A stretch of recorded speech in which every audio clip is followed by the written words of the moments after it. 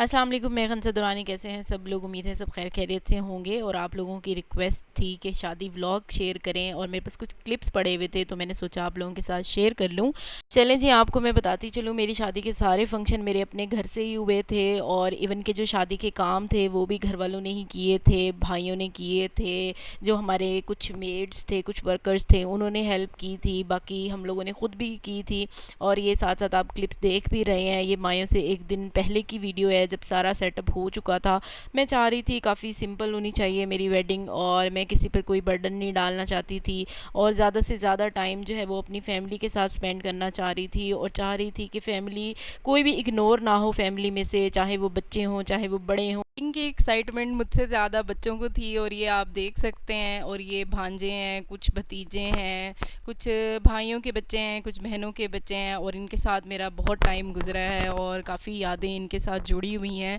और अभी भी वो कॉल करके कहते हैं कि फूफो कहाँ चली गई, फूफो को वापस लेके आएँ। खैर ये वक्त तो हर किसी की लाइफ में आता ही है। और मायों वाले दिन मेरे साथ एक और बड़ी ट्रेजिडी ये हुई थी कि लाइट चली गई थी और मैंने ख़ुद ही तैयार होना था और सारे फंक्शंस पे मैं ख़ुद तैयार हुई थी।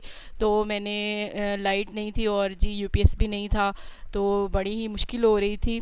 खैर मैंने मोबाइल की टॉर्च ऑन करके और मैंने अपना मेकअप किया था और जब मेरा मेकअप डन हो गया था तब लाइट आई थी। और मायों का फंक्शन काफ़ी सिंपल रखा था मैंने और ये भी मेरे अपने घर में ही था, फार्म हाउस पर किया था और रिलेटिव्स को बुलाया था। तो इस दिन लाइट ने बहुत तंग किया था। दूसरी बात, जब हम घर से निकले और रवाना हुए तो रास्ते में कोई एक्सीडेंट हुआ हुआ था और ट्रैफिक बहुत जैम थी, बहुत ज़्यादा। गेस्ट सबकी कॉल आ रही थी कि कौन पहुंचा है कौन नहीं पहुंचा। कुछ कुछ लोग पहुंच रहे थे, कुछ लोग रास्ते में फंसे हुए थे। और ये क्लिप्स जो है ये जब फंक्शन ख़त्म हो गया था तब की क्लिप्स थी, क्योंकि बच्चे उन्होंने प्रिपरेशन की हुई थी। बच्चों ने अपनी अपनी तरफ से जो उन्होंने डांस वगैरह किए थे, प्रिपरेशन की थी, वो कह रही थी कि आप ही हमने ऐसे करना है ऐसे करना है। और मैं चाह रही थी कि मैं किसी का भी दिल ना दुखाऊं और सब लोग जो है हर सब जो मेरी खुशी में शामिल होना चाहते हैं, जिस तरह वो खुश होना चाहते हैं, मैं उनके साथ खुश रहूं।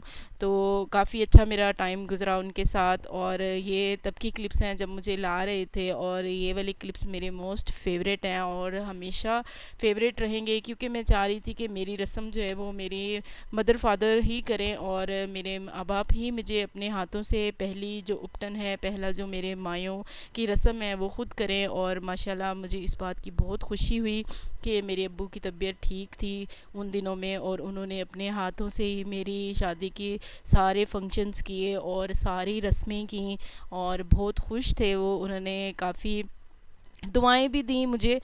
मैंने काफ़ी टाइम जो है वो अपनी फैमिली के साथ स्पेंड किया है, अपनी भाभीयों के साथ, भाइयों के साथ, अम्मी अब्बू के साथ। सबकी शादियां जो हैं हो चुकी थी, सिर्फ मैं ही रहती थी।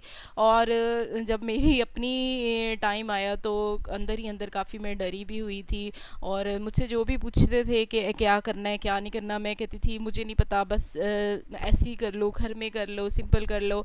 मतलब मैंने इस तरह के कोई मतलब अक्सर लोगों का होता है कि हम अपनी शादी को इस तरह करेंगे इस तरह करेंगे।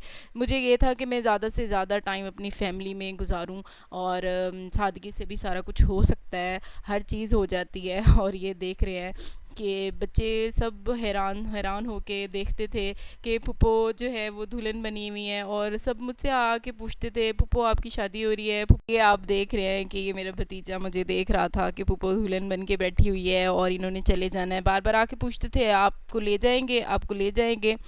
खैर मायों का फंक्शन बहुत लेट हो गया था और रस्म भी काफ़ी लेट स्टार्ट हुई थी। और हम लोगों का प्लान था कि हम लोग 7 बजे स्टार्ट कर देंगे और लेकिन हम लोग रात को 12 बजे कहीं जाके हमारा जो है वो रस्म स्टार्ट हुई थी। और सब लोग रिलेटिव ही थे।